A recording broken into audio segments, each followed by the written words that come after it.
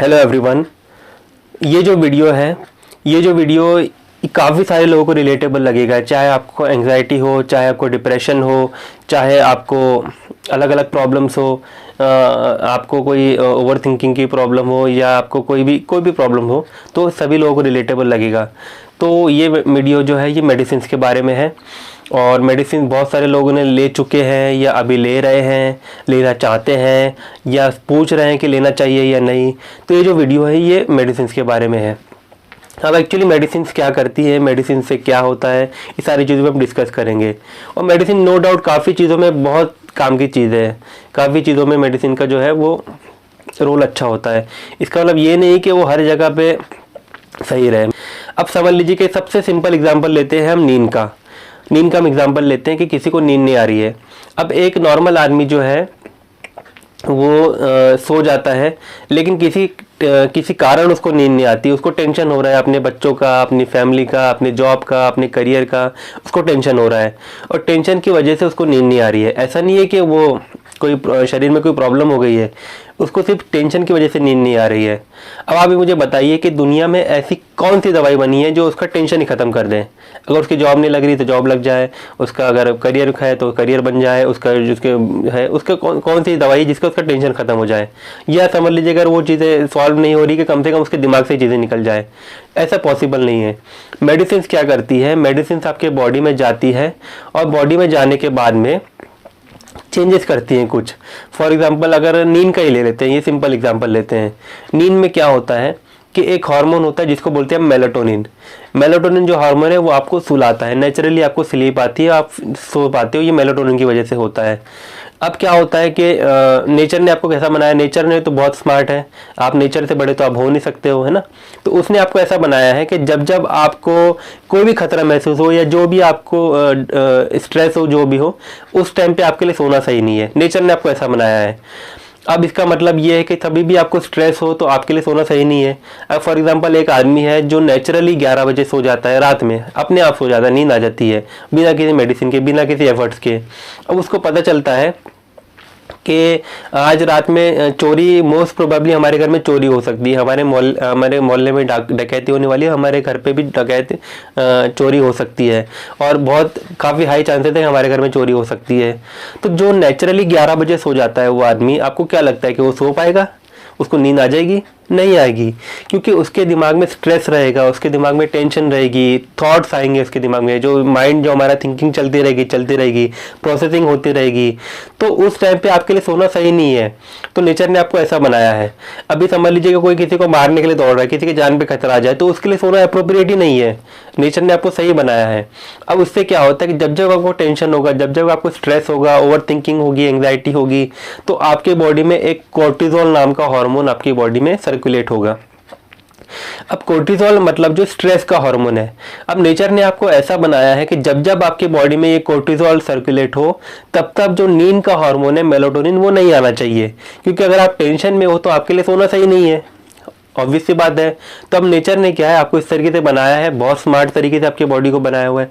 लेकिन अभी हम क्या कर रहे हैं कि हमें टेंशन आ रहा है, तो हम क्या कर रहे हैं कि हम टेंशन को देख ही नहीं रहे कि नींद क्यों नहीं आ रही है, उसको सब साइड में रख दे रहे हैं। हम क्या कर रहे हैं, गोली खा के फोर्सफुली बॉडी को सुला दे रहे हैं। दवाई क्या कर रही है, दवाई जाके सेंट्रल नर्वस सिस्टम को थोड़ा शांत कर दे रही है, तो हमारे थिंकिंग हमारी सब बंद हो जाती है, कोई थॉट्स नहीं आते हैं, वो बंद कर देती है।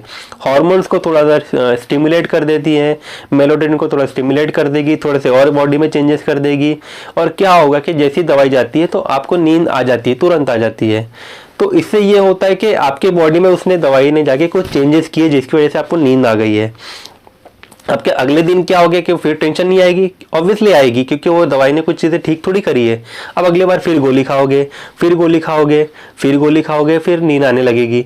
अब धीरे धीरे क्या होता है कि वो प्रॉब्लम तो अपनी जगह पे रह गई है, अब आपका शरीर जो है उस गोली का हैबिचुअल हो जाएगा।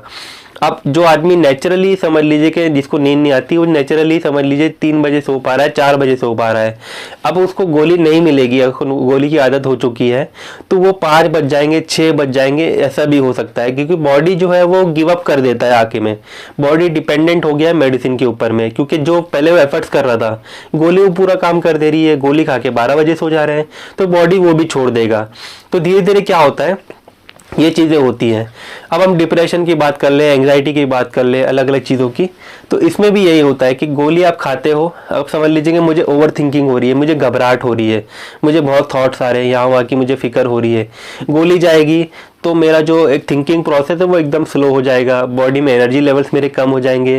क्योंकि आप इस तरीके से समझिए कि एक एक नल का पाइप है और वहाँ से लीकेज हो रहा है।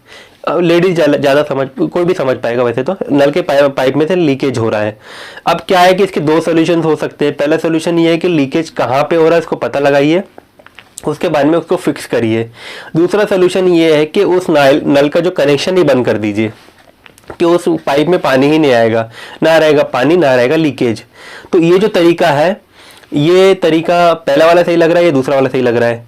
क्योंकि फिक्स ढूंढने में टाइम लगेगा, फिक्स करने में थोड़ा सा टाइम लगेगा, लेकिन अगर आप डायरेक्ट कनेक्शन बंद कर दो तुरंत खत्म, तो इसका फायदा ये है कि आपका लीकेज तो खत्म हो जाएगा, आपका पानी लीक ही नहीं होगा।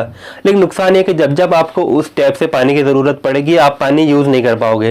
वैसे क्या होता है कि दवाई आपकी बॉडी में जाती है, आपके थॉट प्रोसेस पे काम हो जाता है, आपके एनर्जी लेवल से बहुत सारी चेंजेस करती है। आपको नेगेटिव थॉट्स तो नहीं आते हैं, लेकिन आपको पॉजिटिव, जो आपकी प्रोडक्टिविटी भी कम हो जाती है, आपका इंटरेस्ट भी कम हो जाता है, ज़्यादा थकान लगती है, सुस्ती जैसी लगती है, ऐसा ऐसा बैठे रहो कुछ करो मत। लीवर पे, वो बॉडी में असर जो होता है वो तो अलग चीज़ है, वो तो बात की बात है। लेकिन आपको जब जब आप गोली लेते हो, आप ज़्यादा मेडिसिन खाते हो, तो आपको डे टू डे लाइफ में चीज़ें फील होती है कि आप अच्छे से, प्रॉब्लम तो कम हो जाती है नो डाउट, लेकिन अंदर से क्या चीज़ें होती है, अंदर से साइड इफेक्ट्स वगैरह भी होते हैं। लेकिन आप बोलते चलो ठीक है पहले से तो बेटर है, पहले से तो अच्छे, लोग बोलते हैं हम ठीक हो गए, ठीक नहीं हुए। आप क्या कर रहे हो, आप फोर्सफुली जो है मेडिसिन से सिम्टम्स को आप सप्रेस कर रहे हो या मैनेज कर रहे हो। इसको मैनेजमेंट बोलेंगे, इसको ट्रीटमेंट या क्योर नहीं बोलेंगे। तो हमारा काम ये है कि उस प्रॉब्लम्स को समझना। अगर सब कोई आदमी नेचुरली नहीं सो पा रहा है तो इंस्टेड ऑफ उसको दवाइयाँ दे के सुलाना, हमारा काम ये है कि आप पता लगा कि क्यों नहीं सो पा रहा है, क्यों टेंशन आ रही है, किस बात की टेंशन है, उसको पता, फिर हमें पता चलेगा कि हाँ इसको फ्यूचर की टेंशन है, इसको अपने घर की टेंशन है, इसको अपने हेल्थ की टेंशन है, फैमिली की टेंशन है, उसको ओवर थिंकिंग, इसको हेल्थ एंग्जाइटी है, हेल्थ एंग्जाइटी से नहीं आ रही है, उसको अलग अलग जो भी प्रॉब्लम हो सकती है। तो उन चीज़ों पे काम करने से क्या होगा, आपका बॉडी नेचुरली आपको सुलाएगा। क्योंकि वो जब कॉज ही नहीं रहेगा तो वो आपका बॉडी क्यों ज़बरदस्ती चलेगा ना। जब स्ट्रेस के हार्मोन ही नहीं रहेंगे तो फिर आपका बॉडी मेलाटोनिन अपने आप स्टिमुलेट होगा। तो ये सारी चीज़ें होती है।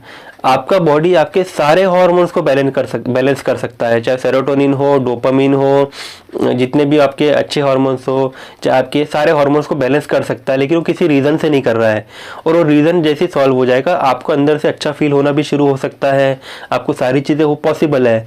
लेकिन अगर आप मेडिसिन के भरोसे अगर आप बैठे रहोगे तो आप पूछ के देखिए कितने लोगों से कि कितने लोग हैं कि मेडिसिन लेके बिल्कुल ठीक हो गए। आपको पता चलेगा ज़्यादातर लोग जो ऐसे हैं वो या तो परेशान हो गए, या तो अभी तक ले रहे हैं, या तो लेने के बाद में बॉडी हैबिचुअल हो चुका है, या तो मेडिसिन से प्रॉब्लम बढ़ गई है। तो सक्सेस रेट आप देखिए, आपको पता चलेगा कि ज़्यादातर लोगों को उससे कुछ ऐसा प्रॉफिट इतना, मतलब कई लोग ऐसे जिनकी प्रॉब्लम मैनेज हो रही है लेकिन उनकी कुछ सिम्टम्स भी फील हो रहे हैं। क्या फ़ायदा 10-10 साल से मेडिसिन लेने का, जो वो चीज़ कुछ महीने, 2 महीने, 3 महीने में ही ठीक हो सकती है ना। और वो आपको मेडिसिन के पे डिपेंडेंसी भी आने की मतलब ज़रूरत नहीं पड़ेगी। तो एक सारी की सारी चीज़ें इस तरीके से काम करती है कि कॉज पे देखना चाहिए। अगर लॉजिक भी लगाइए, साइंस भी लगाइए, सारी चीज़ें लगाइए, तो ये है कि कॉज पे काम करिए, जो उसका कॉज है उस पर काम करिए। और इमरजेंसी वगैरह में मेडिसिन देने की बिल्कुल ज़रूरत है, लेकिन अगर समझ लीजिए कि कोई ऐसी प्रॉब्लम नहीं है और जो चीज़ें ऐसी सॉल्व हो सकती है तो उनको ऐसे ही करना चाहिए, इंस्टेड ऑफ ज़बरदस्ती प्रॉब्लम को, कॉज को छोड़ के फोर्सफुली करने की। और लोगों को चाहिए, लोगों को तुरंत नतीजे चाहिए। ये आजकल की टेंडेंसी हो गई है कि तुरंत सोना है, मतलब नींद नहीं आ रही तो तुरंत गोली लेके सोना है, थोड़ा सा टाइम लगेगा ठीक होने, नहीं तुरंत चाहिए। तो ये चीज़ें भी इंपॉर्टेंट होती है। तो हमें समझना चाहिए थोड़ा सा टाइम लगता है, ज़्यादा थोड़ा सा टाइम लगता है एज़ कम्पेयर टू बाकी चीज़ों, लेकिन ठीक होती है, लंबे समय के लिए ठीक होती है और चलती है। और आपको डिपेंडेंसी नहीं है, कोई साइड इफ़ेक्ट्स वगैरह नहीं होते। तो भाटी माइंड केयर में हम यही करते हैं। तो ठीक है।